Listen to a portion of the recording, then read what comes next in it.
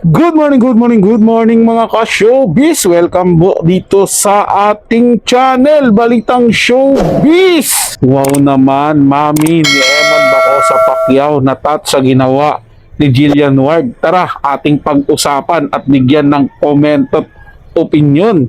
Kaya naman kung hindi ka pa nakapag-subscribe dito sa ating channel, ano pa ang hinihintay mo? Mag-subscribe na at i-hit ang notification bell para mauna ka sa mga bagong Balitang Showbiz. Panoorin at pakinggan ang buong detalye at ikaw na ang humusga.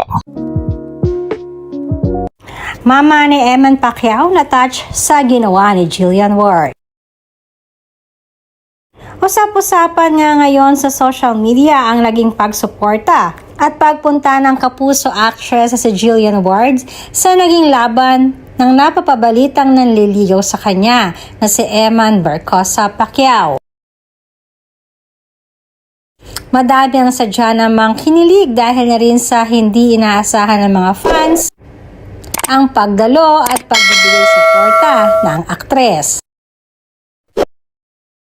Hindi naman napahiya si Eman at naipanalo naman niya ang laban kanina. Kaya naman lalo pang tumindi ang pagnanais ng mga boxing fans at mga netizens na mapanood pa ng madalas si Eman sa ring. Madami rin ang talaga namang humihiling na sana ay makamtan din ni Eman ang inabot ng kanyang amang si Manny. Lalo pat ayon na rin sa mga netizens na mukhang sa lahat ng mga anak ni Manny Pacquiao ay si Eman nga ang nakakuha ng galing ng ama. Samantalang madami naman ang pinahanga ni Jillian dahil sa ipinakita nitong senseridad sa pagdalo niya sa fight ni Eman. Kapansin-pansin kasi ang pagiging close nito sa mami ni Eman.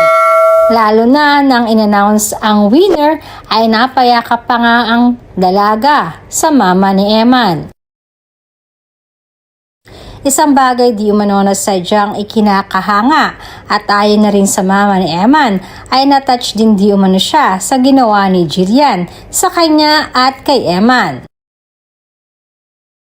Yung pag-check di umano nito sa kanila kahit hindi sila nagkikita ni Eman at lalo na nga nang dumating ito para sa kanyang anak upang sumuporta sa laban ay napakalaking bagay na nga para kay Eman at sa kanilang pamilya. Hindi lang maganda at sexy si Jillian Ward mga ka-showbiz, no? Meron din siyang mabuting puso. Kaya talaga gusto siya ni Eman Bacosa dahil si Eman may mabuti ding puso at mapagmahal din sa magulang, of course. Tapos ang mga ginagawa niya sa buhay niya ay para talaga sa pamilya niya. Pares din ni Jillian Ward. Kaya pasok talaga silang dalawa mga ka-showbiz eh. 'Di ba? Kung papansinin niyo yung ano nilang dalawa, yung pagkatao nila, may similarity. 'Di ba? Kaya yung sa simpleng effort na ginagawa ni Jillian Ward na-appreciate talaga ng nanay ni Eman Bacosa. Diba? Napakaganda kasing tingnan yun na supportive yung taong napili ng anak mo na nakikita mong ano man yung ginagawa ni Eman ay nandoon siya sumusuporta. Ganun din si Eman sa kanya, 'di ba? Napaka-supportive din. In fact, yung sa TikTok nga lang doon mo makikita na kahit hindi masyadong marunong sumayaw si Eman ginagawa niya talaga para lang masuportahang mabuti si Jillian Ward. So, lagi ko namang sinasabi na yung mga ganitong kabataan, ano talaga to dapat tularan na hindi naman sila nagmamadali, pero ini-enjoy nila yung moment na magkasama sila. At syempre, ipinapakita nila yung pagiging natural nila sa isa't isa. Saludo sa dalawang bata na to. Sana magkaroon na ng project at mapanood na natin sila na magkasama. Kaya mga ka-showbiz, ano masasabi nyo dito sa dalawang batang ito?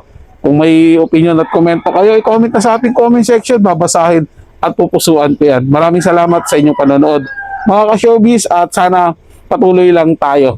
Mabuhay po kayong lahat. para sa mga bagong balitang showbiz, ugaliing tumutok dito sa ating channel at mag-subscribe at i-hit ang notification bell para laging mauna ka sa mga bagong balitang showbiz.